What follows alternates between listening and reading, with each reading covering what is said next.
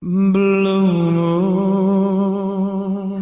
ti, para él, para ellos, para ellas, para los jóvenes, para los menos jóvenes, para los que piensan, para los que sueñan, para los que se miran, para los que se aman, para los que se van, para los que se quedan, para los locos felices, para todos. Luna Azul.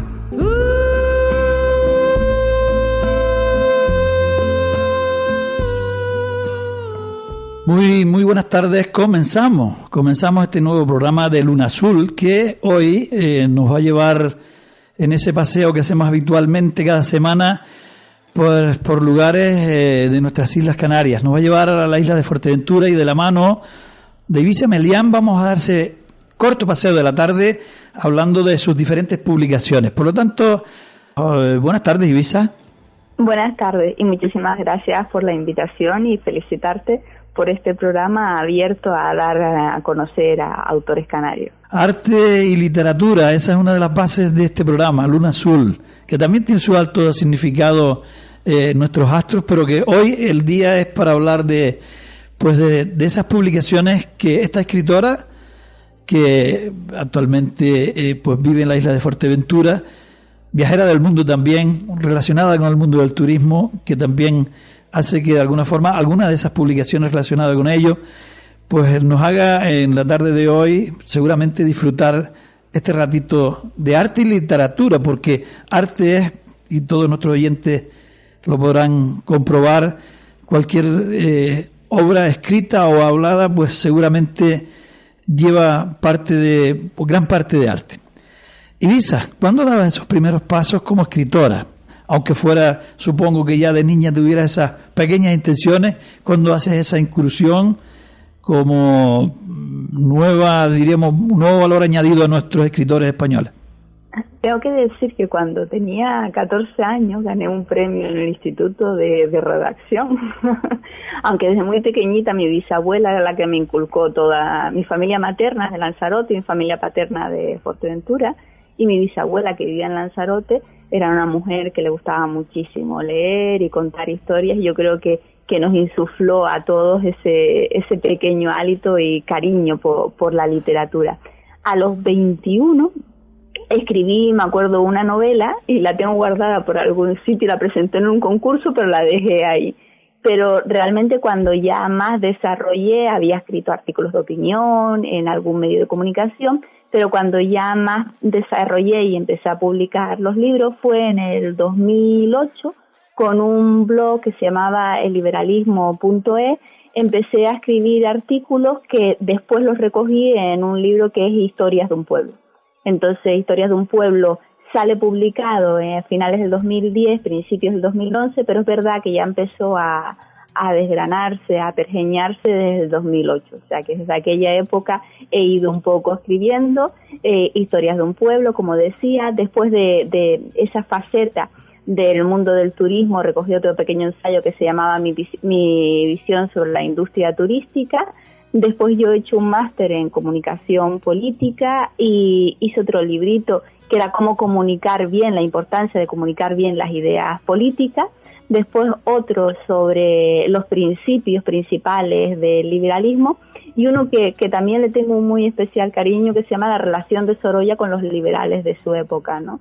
Yo creo que Sorolla no solo era un gran pintor, sino un gran intelectual y tuvo relación con todo ese movimiento cultural de su momento. Posteriormente viene La corrupción en España y sus causas, La hermandad Doña Blanca, Crisis de fe y otros relatos, y el último que he publicado es Simbología. Y actualmente, por supuesto, estoy escribiendo otro, aunque como todos los escritores, me imagino, siempre vamos guardando ideas para próximos libros futuros. Vamos, que se nos acaba la vida y todavía no hemos terminado de escribir. Entiendo, Ibiza, que bajo estos mismos títulos observamos pues esa influencia quizás de tu vida del día a día, pues esas vivencias que has tenido en la parte política, las que has tenido en el mundo del turismo, donde pues has ejecutado tu trabajo habitual cada día, pues todo eso se refleja un poquito quizás en estas publicaciones.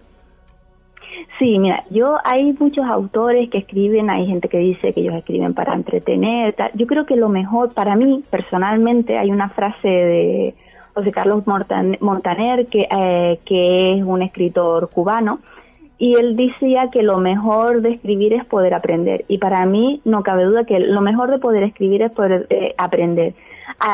Cuando vas desarrollando un libro, al final es un papel en blanco, pero para ti supone un proceso entero de aprendizaje. Cuando lo empiezas y cuando lo acabas ya has cambiado. Entonces muchas veces en la vida se te dan situaciones que para las que no tienes respuesta o que tú crees que no son coherentes o demás, y a través de los libros y de la escritura pues puedes ir dándole respuesta a todas esas cuestiones que se han planteado a lo largo de la vida y que tú ves que no se puede dar respuesta.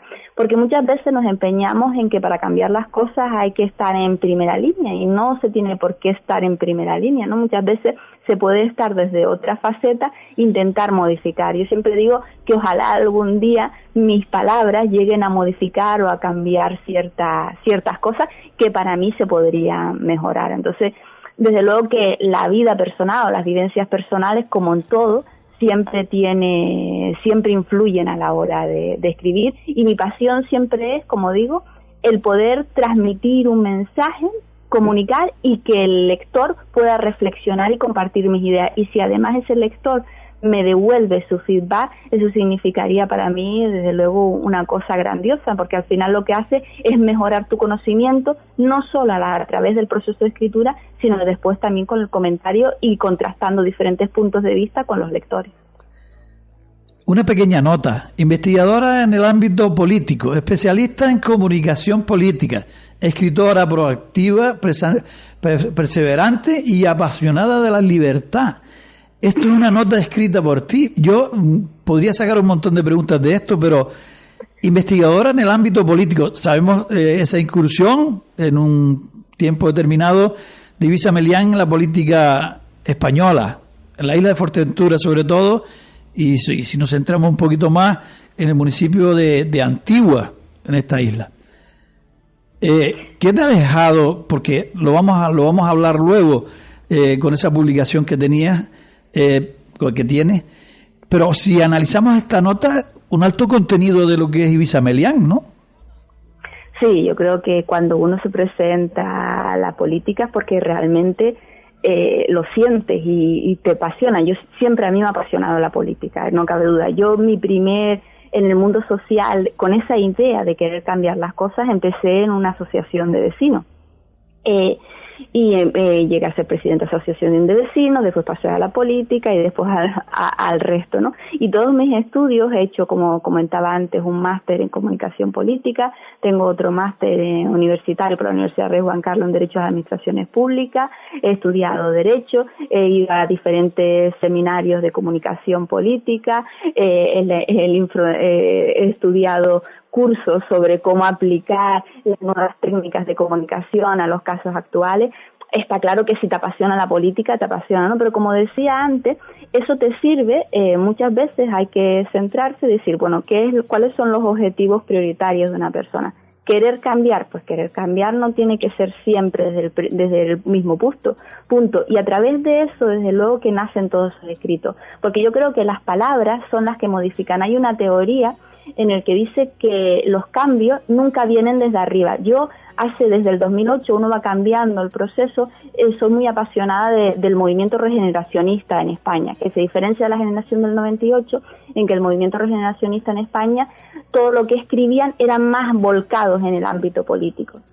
Pues una de las figuras preponderantes, además de Joaquín Costa, era Antonio Maura. Antonio Maura llegó a ser presidente de España y él hizo una proclama preciosa que yo recogí en Historias de un Pueblo y también en mi página web, donde dice discursos, pueden leerlo en alguno que he dado, que se llamaba La Revolución desde arriba, ¿no? Y él decía que ya no quedaba tiempo, que había que coger las riendas desde el poder y había que cambiar la sociedad, porque si no lo íbamos a acabar mal. Recordemos que este político se sitúa en la Restauración, después de la Restauración viene la Segunda República, después de la Segunda República vienen los 40 años de esa oscura dictadura. Pues él decía eso. Sin embargo, las nuevas teorías políticas terminan diciendo que nunca se cambia desde arriba, que al final todo el cambio viene desde abajo, porque al final, ¿qué hace diferente a un país o algo? Las ideas simplemente que se adoptan. Entonces esas ideas vienen desde el mundo académico, pasan al mundo intelectual, con escritores, periodistas, cineastas, por líderes de opinión, son escuchadas por toda la población, y una vez que son escuchadas por la población y la población las hace suyas, las reclama al político y son cuando se instaura, ¿no? Y yo creo que sí, que esa parte tiene razón, porque al final tiene su lógica. Ningún político va a adoptar una medida, por muy buena que sea, en contra de su electorado, porque sabe que si no, las próximas elecciones no sabe, y al final los políticos se deben, sí, aunque sean muy buenos y quieran hacer un montón de cosas, tienen que ganar unas elecciones, con lo cual yo creo que al final es desde abajo donde nace. Y por eso todos mis escritos, desde ensayos novelados, relatos, o puede ser los ensayos, siempre tienen esa parte, ¿no? Yo siempre me digo de una humilde aprendiz de esa y admiradora de esos regeneracionistas, ¿no? Que con sus palabras querían cambiar el alma española. Para mí también un escritor que yo creo que es fantástico y al que le merecemos todo el respeto desde Canarias es Benito Pérez Galdós. Benito Pérez Galdós, con sus novelas, no solo reflejó la sociedad de una época, sino también la criticaba y también se unía a ese cambio, desde episodios nacionales que contaba toda la historia de España, Las Miau, que él se quejaba de esa España que quería más volcada en el parecer que en el ser. Pues todos esos escritores lucharon Unamuno por querer transformar la sociedad de aquel momento, ¿no? Yo desde luego desde muy muy muy humilde posición, pero ese es mi lema. Hay escritores que les gusta, oye, pues otra línea, pero para mí el escribir es querer comunicar algo, transmitir, y desde luego si mis palabras, mis muy humildes palabras pueden transformar el entorno donde vivo, pues bienvenido sea. Ibiza Melián, ¿cómo consideras cada una de tus obras? ¿Son como pequeños hijos que van apareciendo y que las quieres todas por igual? ¿Hay algún especial cariño para cualquiera de ellas? ¿O yo creo que se quieren todas en una misma línea cuando son creaciones de la misma persona? No, sí, cada una es un momento, ¿no? Muchas veces yo soy de las que a mí no me gusta después, cuando ya has escrito algo, volver atrás, pero cada una tiene su momento. También tengo que decir que mi obra, si mis libros, si se leen, todos tienen una leitmotiv igual, y todos son como un añadido del anterior.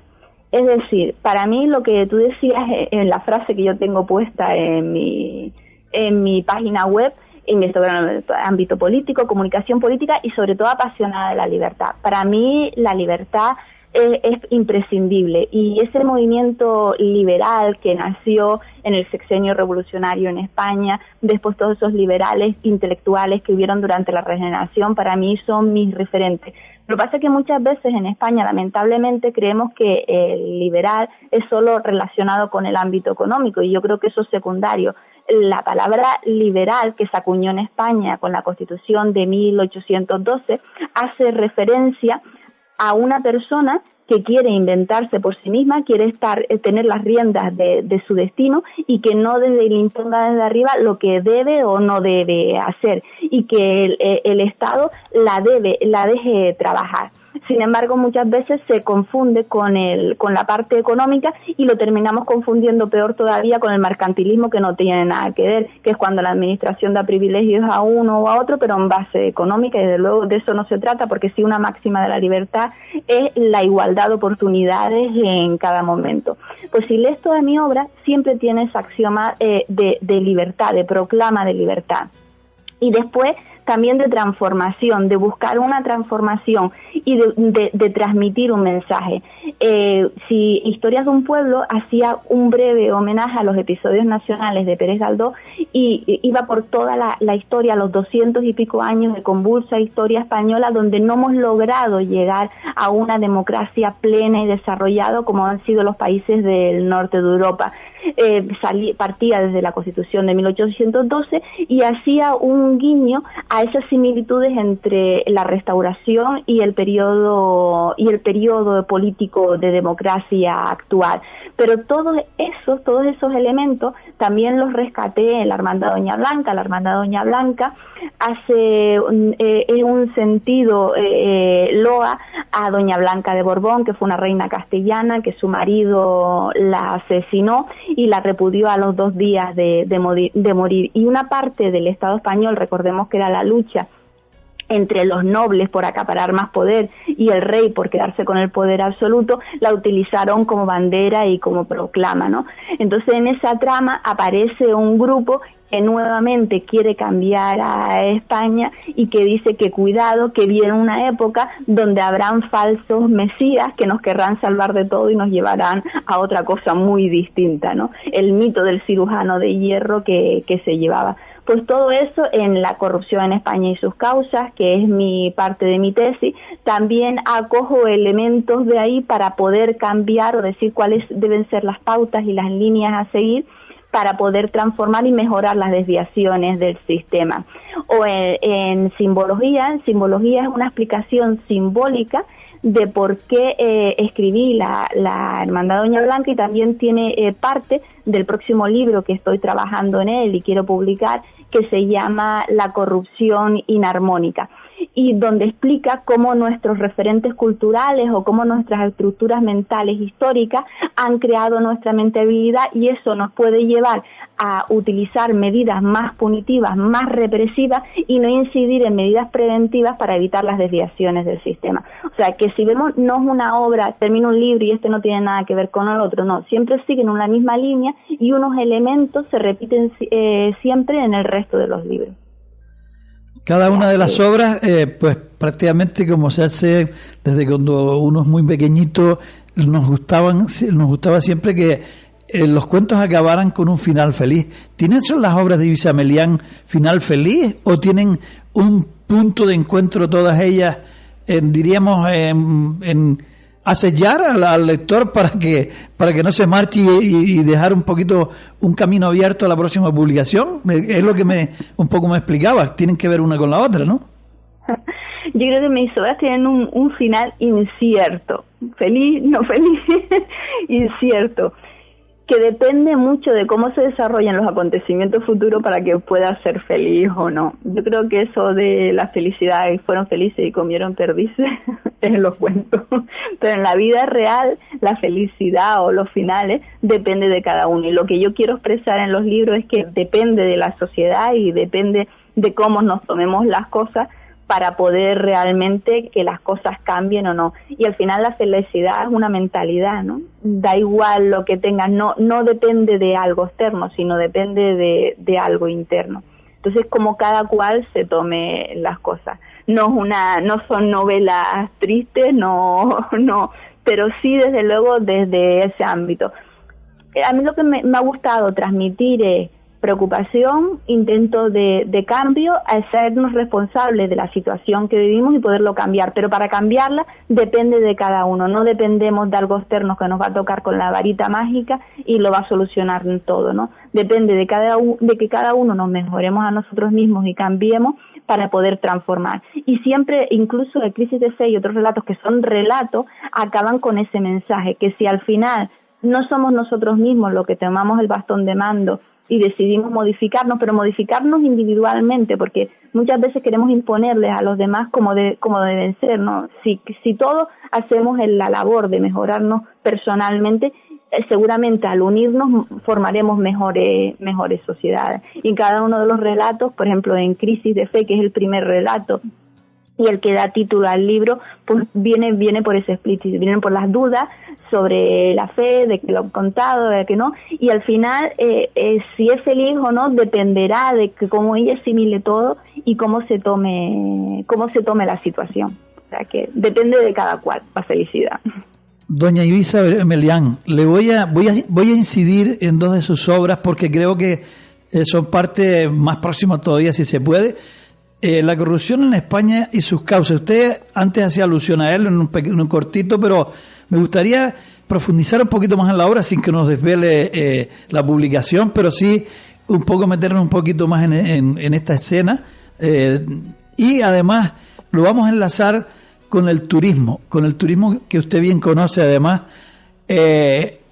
su personal visión sobre la industria turística. Ahora estamos en una feria turística precisamente en Fitur, en Madrid en estos momentos, viene muy al caso y desgraciadamente la corrupción también tenemos grandes casos en España que pues nos llevan también a estar de actualidad. Yo no sé con cuál quiere usted comenzar, pero yo por mi parte podríamos empezar hablando un poquito de esto que te han dado en llamar a esta hora en todos los espacios de noticias, ¿no? Lo que yo explico en el libro es un trabajo fue una pequeña parte donde ya empecé a desarrollarlo cuando estaba estudiando un máster universitario en Derecho de Administraciones Públicas, como lo comentaba, por la Universidad de Rey Juan Carlos. Pues ya empecé a desarrollar parte. Tuve la suerte también de encontrar un excelente director y uno de los principales referentes sobre este tema a nivel nacional, como es Manuel Villoria Mendieta, que es mi director de tesis actualmente. Y lo que intentaba mostrar era otra visión. Muchas veces le echamos las culpas a los demás o pensamos que cambiando el bastón de mando a Juan por Pedro o a los azules por los amarillos se acabó todo el problema. Y lamentablemente no. Lamentablemente pasa como sucede cuando queremos erradicar, por ejemplo, muchísimos problemas de enfermedad. ¿Qué se ha visto a lo largo del tiempo cuando hay una enfermedad? Que más vale utilizar técnicas preventivas que utilizar después. Sin utilizar las técnicas preventivas, la gente no come sano, no hace deporte, no se cuida, al final tendrá una enfermedad, tendrá mayores repercusiones, será peor para su salud, habrá un mayor gasto sanitario y demás. Pues al final la corrupción es exactamente igual. Siempre incidimos en, pues aumentamos las penas, les ponemos en vez de 3 años, 25, da igual lo que hagamos, de lo que se trata es prevenir. ¿Cómo se pueden erradicar o disminuir esas desviaciones del sistema? Y lo que me he dado cuenta en ese estudio, y que también lo hago ahí, es que los países del sur de Europa, como son Portugal, España, Italia y Grecia y Latinoamérica, tienen unos niveles más altos de corrupción, porque corrupción siempre habrá, es como asesinato, al final eso es intrínseco en el ser humano. La diferencia es qué porcentaje hay, pues los niveles son más altos que en el norte de Europa.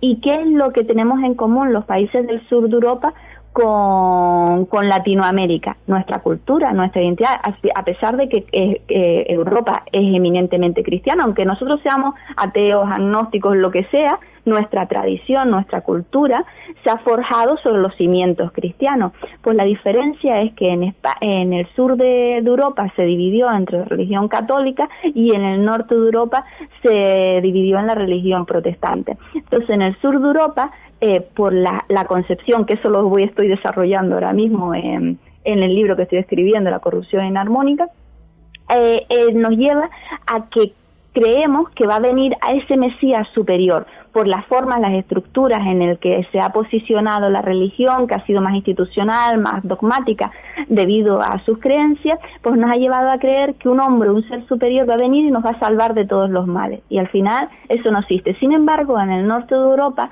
entienden que el ser humano es imperfecto, toda la vida seremos imperfectos, por mucho que nos preparemos, por mucho que queramos saber. Al final el conocimiento, por muchos títulos que tengamos, el conocimiento que tenemos es absolutamente nada, porque el saber es infinito y tú lo que puedes aprender en tu vida es prácticamente nada. Tienes que estar en un constante aprendizaje y además eres imperfecto. Hoy puedes hacer las cosas bien y mañana te puedes equivocar. Entonces, como son conscientes de que las personas nos podemos equivocar y si somos humildes y lo reconocemos, oye, tengo un cargo de poder público y si me equivoco, al final no me equivoco yo sola, sino arrastro a muchísima gente. Entonces, ante esa prevención, lo que hacen es reforzar las estructuras del Estado.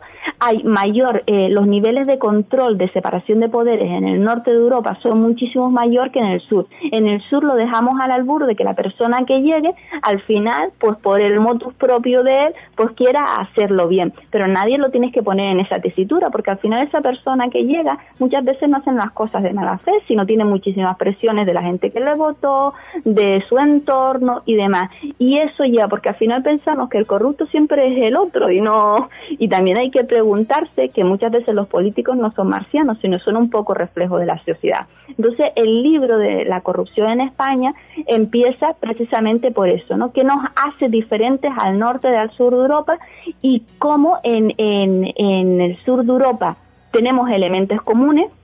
como puede ser en el caso de Grecia, Portugal y España, que son democracias más jóvenes que en el resto de Europa y veníamos de una etapa de dictadura, y como pueden ser otros elementos, el sistema electoral, los municipios son mucho más pequeños, en Italia ya se reformaron, hay ciertos elementos comunes que nos llevan a tener esos mayores niveles de corrupción que en el norte de Europa. Y después se desgrano también, por ejemplo, que la separación de poderes muchas veces no está consolidada, no solo a nivel judicial, sino a nivel legislativo. El legislativo y el ejecutivo prácticamente se confunden. Entonces, al esos controles de poder no estar suficientemente sólidos, pasan las cosas que pasan. Incluso la ley de transparencia, también pongo el caso de que en España tenemos muchísimas leyes. Estudiar derecho es estar todos los días sentado estudiando leyes y leyes y leyes, y además no solo las nacionales, sino después tenemos la de las comunidades autónomas. Es como el urbanismo, no solo tienes que tener en cuenta el planeamiento de tu municipio, sino también las leyes o las normas que haya dictado, en nuestro caso de Canarias, el Cabildo, las normas que haya dictado el gobierno de Canarias, y además hay leyes a nivel estatal que inciden en el territorio, como puede ser la ley de costas, como puede ser la ley de medio ambiente y muchísimas leyes más. Muchas veces el construir una casa, aunque no sea, como no sea en un sitio claro, es una temeridad, porque pasan las cosas después que pasan. Entonces, cuando decimos una construcción es ilegal, sí, pero es que hay que tener en cuenta también toda esa maraña legislativa que hay. Sin embargo, en el norte de Europa, en los países nórdicos, que son los menos corrupción que tienen, prácticamente las leyes son muchísimo menos y son casi como PowerPoint, directrices. En la ley de transparencia, por ejemplo, ellos tienen como principios que hay que comportar y llevan a cabo la ley de transparencia. En España tenemos una ley perfectísima y que en muchos casos pues no se ha llegado a desarrollar. Entonces, de lo que trato de demostrar es que muchas veces no se trata de tanta ley, sino las poquitas que todas las sepamos y que sean fáciles de cumplir, que es en el caso de España. De todas formas, también decir que en el tema de la corrupción también he publicado unos cuantos artículos en el diario, un diario específico jurídico, que es en el diario La Ley, y en el que he publicado sobre un artículo sobre prevaricación urbanística, sobre la prevaricación medioambiental y sobre el delito de tráfico de influencia, y hago un estudio sobre las distintas sentencias firmes del Tribunal Supremo y cómo hay relación entre ellas y cómo se ve que muchos de esos casos inclusive se producen en ayuntamientos. Hay una idea, o se ha visto, que los mayores casos de corrupción se producen cuanto más pequeños el ayuntamiento, más casos de corrupción hay. Tenemos que tener en cuenta que España tiene cerca de 8.000 entre ayuntamientos, diputaciones y tal, 8.000 administraciones locales. Sin embargo, y tenemos 46 millones de habitantes. Sin embargo, en Inglaterra, con 60 millones de habitantes, tienen 300 y pico ayuntamientos. De lo que se trata es de reducir ese número, porque se ha demostrado que a menor dimensión del ayuntamiento hay más casos de corrupción. Y después también yo soy partidaria de la figura del city manager y no del alcalde fuerte, porque al final tenemos un alcalde casi plenipotenciario, que todo el mundo va a hablar con él, que puede solucionarlo todo y demás. Y no se trata de eso, porque al final ese pobre alcalde también sufre presiones y hay que estar en esa situación.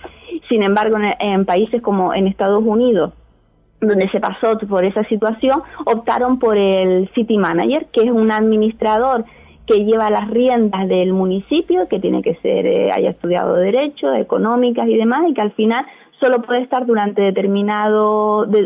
un determinado mandato, y los cargos públicos se dedican a la posición legislativa dentro del pleno municipal, y para mí es mucho más eficiente. Se puede decir más alto, no más claro, pero como estábamos desglosando un poquito de la publicación, usted no nos descubra todo, porque si no, seguramente los posibles compradores ya en estos momentos tienen un montón de ideas claras, eso está clarísimo, ¿no?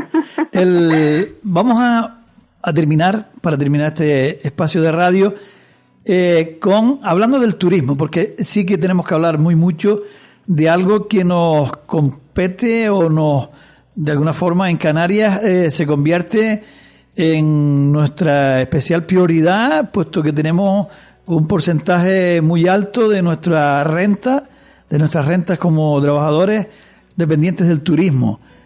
Esto, a usted como especialista precisamente de esta materia, no solamente como escritora, me gustaría caminar un poquito ya para terminar en lo que es el programa de hoy. A mí el turismo me apasiona. Yo creo que es una de las profesiones, muchas veces no se le dignifica, no se le da la posición que merece y se denosta un poco. El turismo, yo creo que es una de las profesiones más bonitas, porque es una profesión donde al final de lo que se trata es dar felicidad a los demás. Yo soy técnico superior de agencia de viajes y, como decía, he trabajado mucho tiempo en el turismo, llevando la comercialización de complejos, de directora de agencias de viajes y demás. Y es una profesión en la que tú te desvives porque los demás sean felices, pero desde el primero al último, no solo los cargos directivos, sino todos son importantes y es una de las profesiones más igualitarias. En un hotel es tan importante la camarera de pisos, el camarero, al mismo nivel que el director, porque hacen que esa persona se sienta, que el turista se sienta feliz. Y si cualquier eslabón de esa cadena no funciona, al final el turista se llevará un mal mensaje de sus vacaciones y hará una publicidad negativa. Por eso yo entiendo que es una profesión muy bonita. También digo otra cosa, cuando analizamos los datos macroeconómicos de España y en relación con Canarias, tenemos en cuenta que ya el turismo en Canarias supone cerca del 35% del Producto Interior Bruto, a nivel nacional prácticamente el 16% del Producto Interior Bruto, y cuando analizamos los salarios en comparación que se cobran, por ejemplo, en Canarias con el resto, Canarias siempre tenemos de los salarios más bajos. ¿Por qué? Porque al final nuestra gran producción es a nivel turístico y es donde se pagan los salarios más bajos.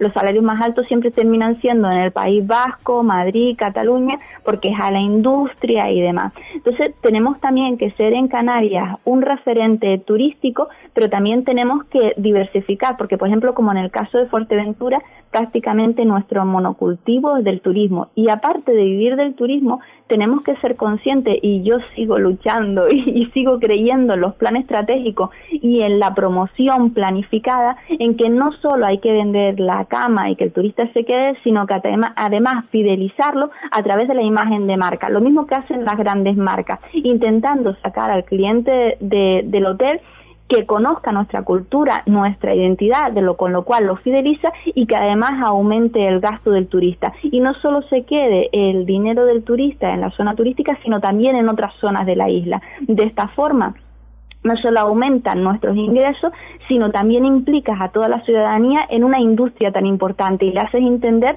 la importancia, porque al final está recibiendo los beneficios del turista. No solo los recibe el gran tour operador que los trae y la compañía hotelera en ese momento, sino también el resto de la isla. Por lo tanto, yo personalmente soy partidaria de los planes estratégicos, claro, como cualquier marca, cualquier compañía a gran escala, y desde luego de la promoción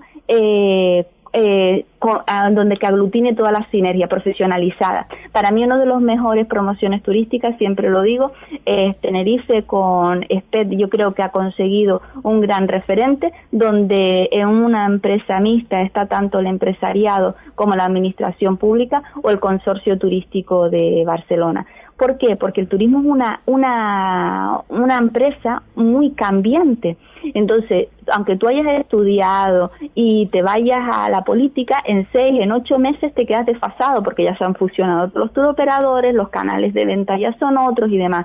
Por eso la promoción turística tiene que estar muy profesionalizada, porque es un sector cambiante y debe contar con profesionales, no solo del mundo turístico, sino también de marketing, porque al final Canarias es una marca y como tal la debemos vender, porque muchas veces pensamos, oye, Canarias nos conocen en todo el mundo, pero Canarias tiene que competir, es una porción de España y tiene que competir con otros países con culturas milenarias, como puede ser Turquía, puede ser Egipto o todas las zonas que hay. Y lamentablemente a veces nos beneficiamos de las desgracias ajenas, de cómo está todo el norte de Europa. Ahora la situación es muy buena por toda la situación geopolítica que hay en esa zona, pero es el momento, desde luego, de coger las riendas, de decir, vamos a profesionalizarnos, vamos a intentar mejorar, y nuestra industria, que es como decimos, el 35% del Producto Interior Bruto de Canarias, que es una barbaridad, llevarla al sitio que se merece, preparar los deberes para que cuando vengan las vacas flacas, que a veces suelen venir también, o las zonas no tan bollantes, tengamos los deberes hechos y no nos nos coge desprevenidos. Porque si no pasa como siempre, al final cuando nos coge sin los deberes hechos y nos coge desprevenidos, vemos como hay zonas turísticas que salen del mercado y aumenta exponencialmente el paro. Entonces, si no queremos eso, ahora que es el momento y que estamos todos saboreando las mieles de este boom turístico, de este gran auge que hay, debemos ponernos las pilas y desde luego potenciar una industria que es, como digo, una de las más bonitas.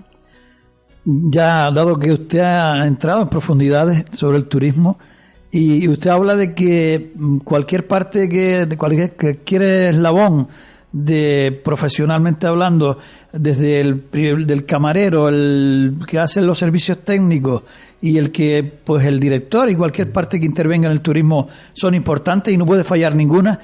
Me gustaría aclarar, y eso lo puede decir usted bien claro porque técnico lleva muchos años en esta materia, vamos a aprovecharlo un poquito y le vamos a preguntar. Esa, diríamos, gran mentira que hay en la opinión pública, muchas veces medio creada, se culpa un poco a los empresarios turísticos de que no dan mayor número de puestos de trabajo. Yo tengo una opinión particular, y yo no sé si usted coincide conmigo, y es que el empresario turístico tiene los mismos trabajadores cuando la instalación está vacía que cuando está llena. Por lo tanto, quizás esto no hace que suba y baje los puestos de trabajo, sino en algunas temporadas muy puntuales, pero continuamente continúan con ese gasto durante todo el año, ¿no? ¿Sabes lo que pasa? Que nosotros pensamos que los hoteles, ahora sí, los precios han subido, pero los turistas, que por eso digo que es muy importante la promoción y pensar a largo plazo. Yo creo que el tema turístico tiene que salir de la fragua política y tiene que haber un pacto entre todas las formaciones y el empresariado para hacer algo profesional. No puede ser que un sector que es el más importante de Canarias, con un 35% del Producto Interior Bruto, esté al borde de que llegue alguien y se le ocurra alguna cosa. No. Creemos que los turistas vienen, que vienen muchos por nuestro clima, por nuestra seguridad, por nuestra hospitalidad, pero muchos son clientes prestados. Recordemos, por ejemplo, vamos a poner el caso de Fuerteventura, turismo francés, aquí nunca había habido anteriormente. ¿Por qué de repente hay ese aluvión de turismo francés? ¿De dónde venían esos turistas franceses? De Túnez. Cuando hubo la primavera árabe, toda esa zona se revolvió, después lamentablemente padecieron aquel atentado en un hotel de una gran compañía hotelera española, toda esa zona se revolvió y los turistas vinieron en masa aquí. Pero vinieron muchos de ellos, querían venir con los precios que pagaban en Túnez. Nunca podremos nosotros competir en precio porque allí los salarios son mucho más bajos, nunca podremos competir. Entonces, si queremos darle calidad a la gente y lo que decimos, subir los salarios y potenciar, tenemos que crear una imagen de marca, porque esos turistas que nos vienen prestados son los que después se van.